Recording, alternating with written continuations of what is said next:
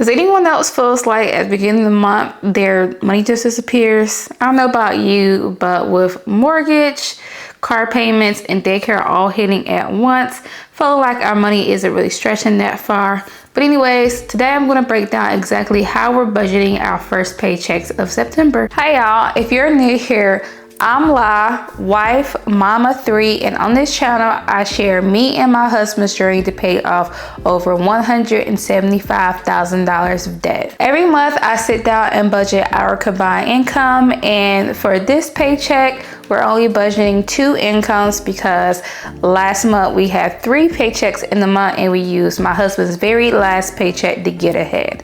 So let's hop right into this paycheck breakdown. For the beginning of the month, we are only budgeting 2 incomes. So we have my paycheck from the end of August.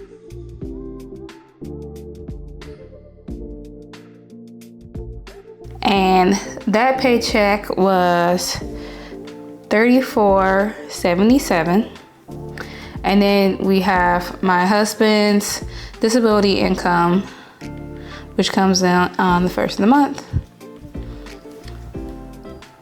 And my husband just gets partial disability from a back injury from when he served in the Air Force. So I try to explain that in case anyone is new. My husband was in the Air Force and he hurt his back, so he gets partial disability every month for that injury. So our total income is $59.85. So let's go ahead and hop into our reoccurring bills. These are our fixed expenses. So first up, the biggest bill of them all, which is our mortgage, which came out on the 1st, and that is $27.45.01. I'm curious, how much is everyone else's house payment, whether that be rent or mortgage? Drop it in the comments below. I live in Northeast Texas, and this is how much our mortgage is for about 200 square feet. I'll probably break down why our payment is so high in a different video. If you're interested in that, let me know. But yeah, our mortgage is pretty big, but we did buy about 2 years ago, so the market was a little bit higher then. So yeah, we are working with a bit of a larger mortgage than I've seen other people have. Next up is our car payment. We do only have 1 car payment now. That comes out on the 11th of every month, and that is $930. And then we also have daycare, and I always budget for 2 weeks at a time. And my monthly budget with me, I said that daycare increased, but they ended up transferring my daughter to the higher room, which is the infant 2 room. So it's cheaper than the increase on the regular infant room, but it's still only $5 cheaper than what we originally were paying before the increased rate. So it's now $370 a week. So the total is $740. Next, we have our car insurance,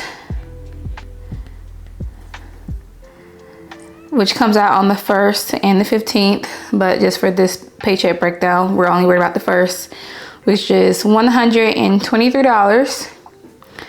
Then we have our Ashley's furniture. That comes out on the 11th of every month, and that payment is $162. Then we have a toll bill that we are paying for, and that is $198. I guess you can look at the toll bill as a debt, which I didn't actually include in my debt snowball, but we had a toll bill that accumulated as a mistake of our own for not understanding, I guess, how tolls work in Texas, because they're not a thing in North Carolina, and we moved here approximately 3 years ago. Anyways, we had a toll bill, it's large, and we're on a payment plan for it. So those are all of our fixed expenses. And the total is $48.98. So let's go ahead and move on to our variable expenses. First, we have our electric bill, which comes out on the 6th of every month. And this month it is $275. For groceries, we are only allotting $250. I have a follow-up appointment after getting my tonsillectomy, and the copay is $50 because it's a specialist, so $50. I don't know, maybe, I don't think I hit my deductible. My annual deductible is actually pretty low. I believe it's $1,300. I should have actually hit my deductible, but I'm just gonna keep this in my budget because I actually paid, I think, $400 and something to the actual surgeon.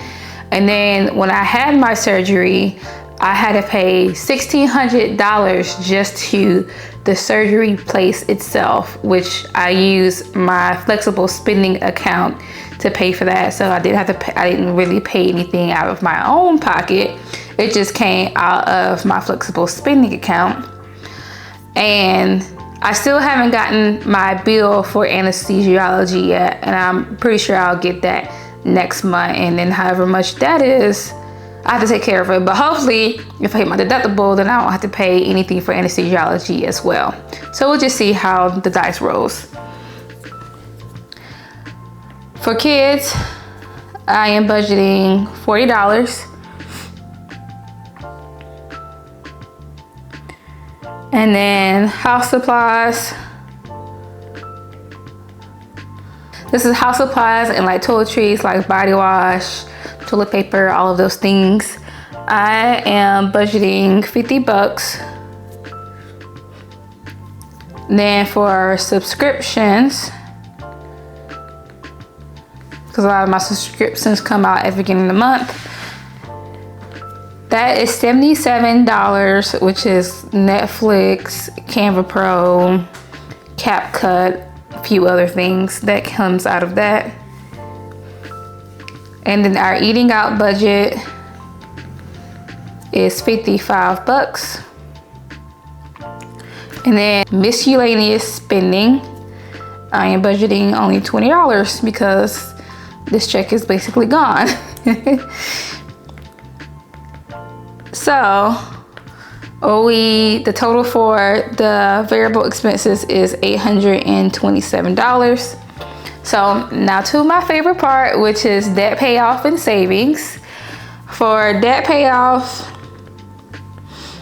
for the beginning of the month, we're only paying $150. And then for savings into our emergency fund, I have an automatic savings coming out of my paychecks of $75 that goes straight to my high yield savings account with Marcus by Goldman Sachs. You can use my link below if you don't have a high yield savings account that you're already using. I think it's somewhere about 3.7, I think it's 3.91% right now, but I'll put it on the screen if I'm wrong. So the total for that is $225. So our income is $59.85, and our total expenses is $59.50. And I pre-added most things up besides how much we have left over. I think it's like $24.99. Looks like it's $35 left over, which is probably the smallest little margin I've ever had, but I didn't want to use my husband's last paycheck of August and September because I wanted to use it to get ahead. So he'll still get paid 2 times in September. It just falls next week. And then my paycheck will be the week after his. And then, so we're kind of like on alternate weeks this month. And that's just how it falls. All right, so let me know how your guys' budgeting for the beginning of September is going. And if you have not yet, make sure you hit subscribe, like this video, and turn on your bell notifications so you never miss any of my uploads. And until next time, bye.